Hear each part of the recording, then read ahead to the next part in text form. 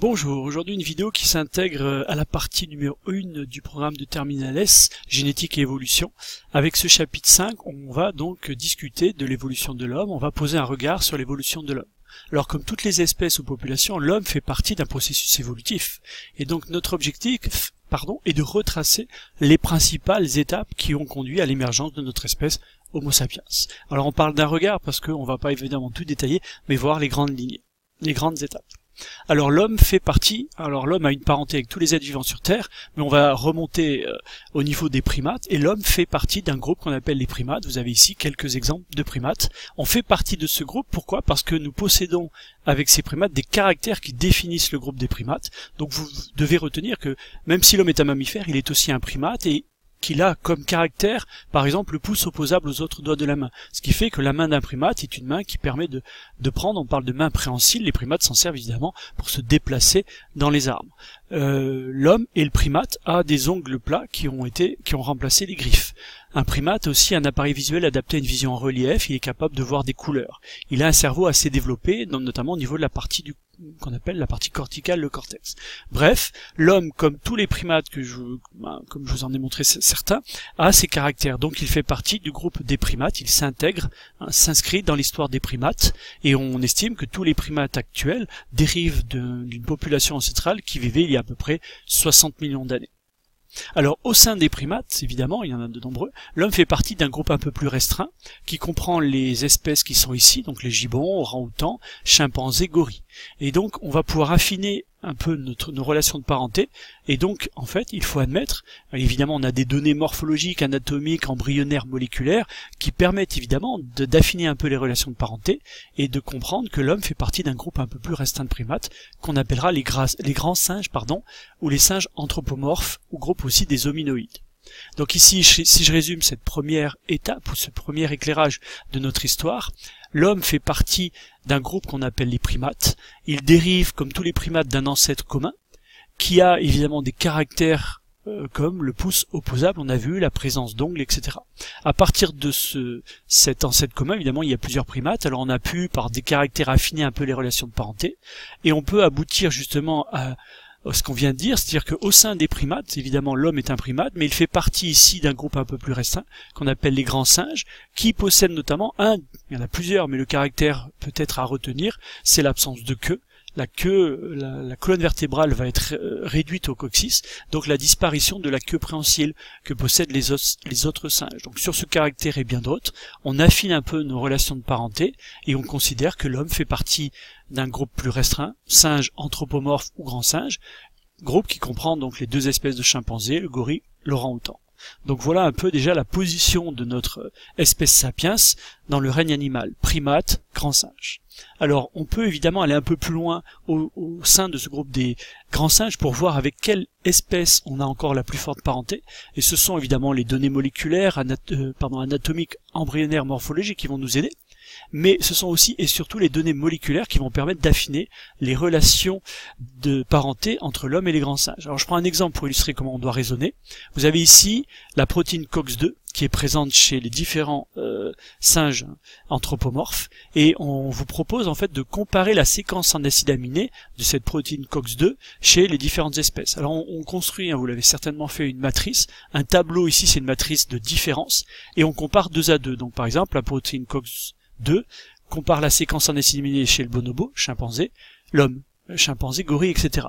Et en faisant cette comparaison 2 à 2, on construit cette matrice. Ce que l'on voit émerger, c'est que l'homme et le chimpanzé bonobo sont les deux espèces qui présentent le moins de différence. Il n'y a que 6 acides aminés différents dans la séquence en acides aminés de la protéine COX-2 entre ces espèces. Par contre, entre l'homme et le macaque, le gibbon, il y a plus de différence.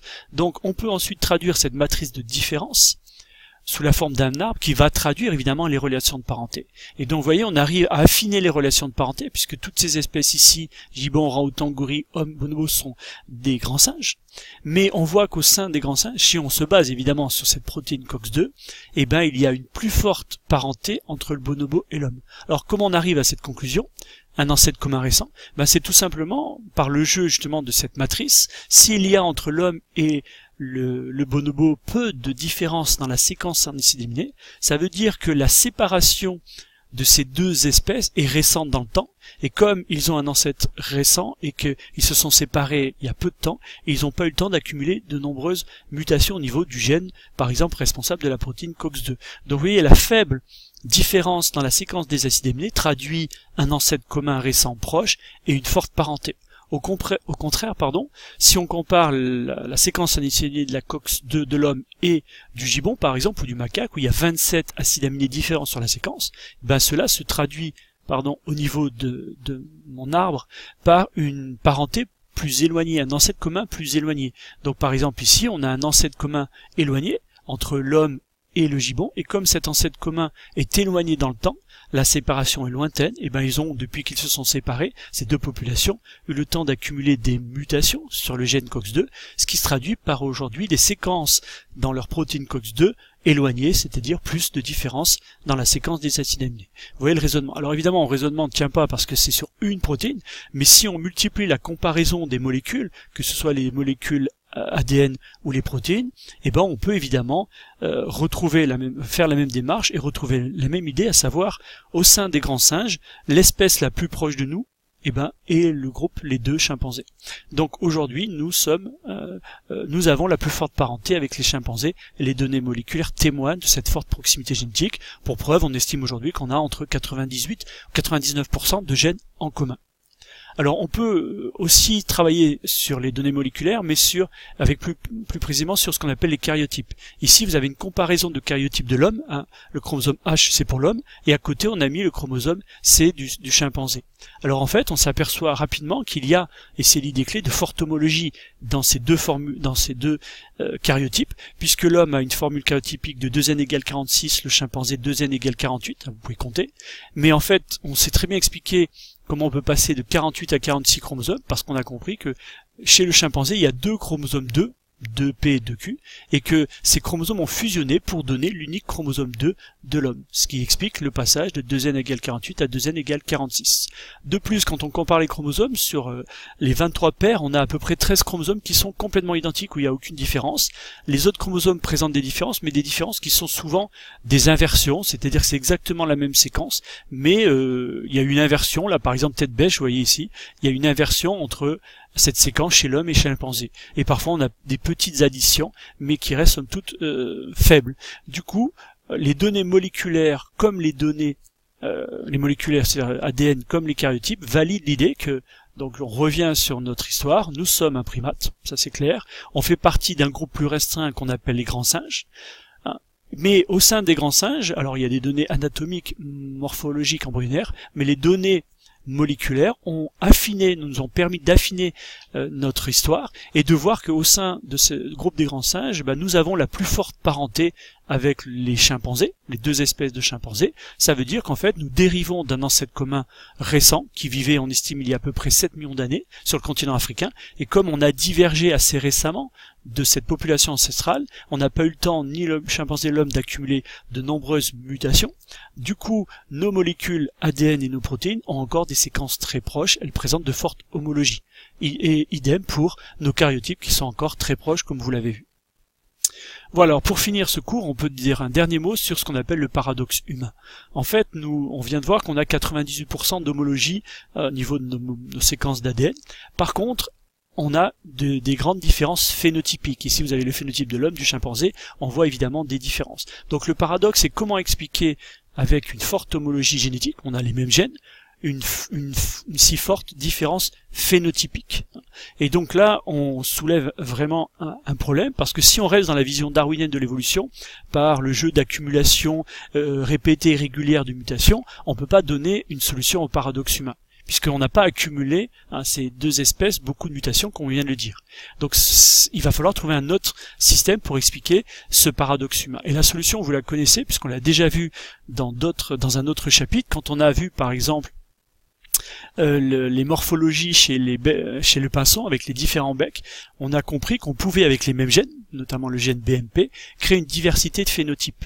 Et donc on va faire intervenir, et c'est le cas aussi pour l'homme, des gènes du développement, ce qu'on appelle aussi les homéogènes. Et l'idée clé, c'est que on a dû accumuler, non pas beaucoup de mutations, comme on l'a dit, mais ces gènes ont dû s'exprimer différemment, et en faisant varier Donc l'intensité, la durée, la chronologie d'expression de certains gènes du développement chez l'homme par rapport au chimpanzé, on a considérablement transformé le phénotype. Donc vous voyez, la solution repose encore, comme on l'a vu dans un autre chapitre, sur les gènes du développement et sur une expression différente des mêmes gènes.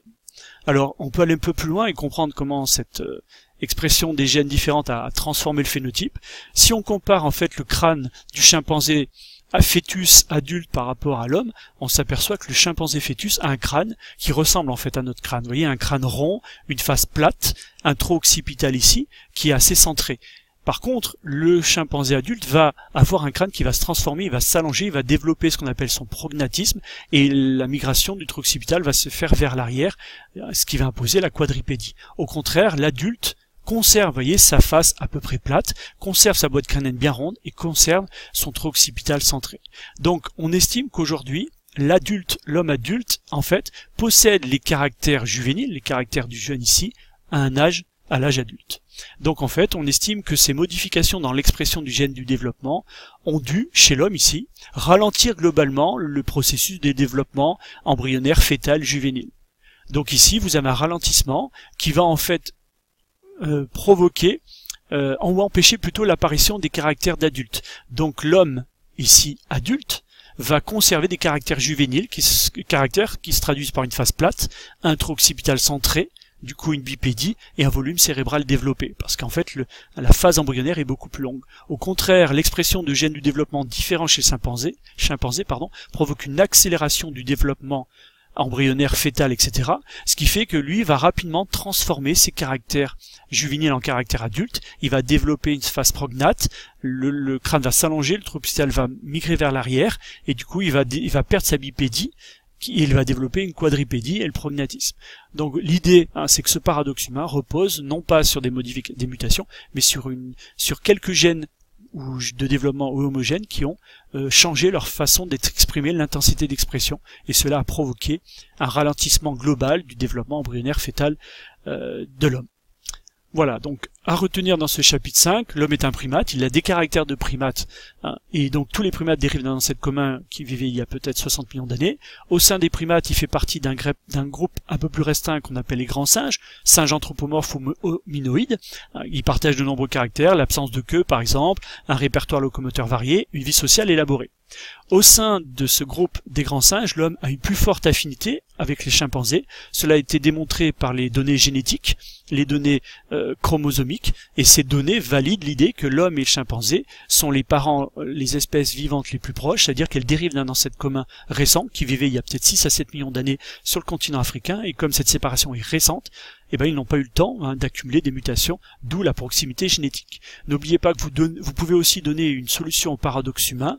Donc l'idée, c'est que avec à peu près les mêmes gènes, en jouant sur l'expression, l'intensité, la durée, la chronologie d'expression de certains gènes du développement, on a complètement ralenti la phase de développement embryonnaire fœtal juvénile de l'homme, et l'homme conserve à l'âge adulte des caractères juvéniles, ce qui explique qu'il a une face plate, un crâne rond et un tronc occipital centré, ce qui assure sa bipédie.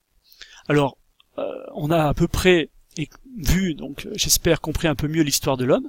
On fait partie d'un groupe de primates, tout ce que je viens de dire, et donc ici la dernière partie de l'histoire s'inscrit ici. On a ici à peu près 7 millions d'années le DAC, le dernier ancêtre commun. À partir de cet ancêtre commun, on a la lignée qui va donner l'homme et la lignée du chimpanzé. Mais il nous reste encore 7 millions d'années à expliquer. Et pendant ces 7 millions d'années, évidemment, il s'est passé des événements.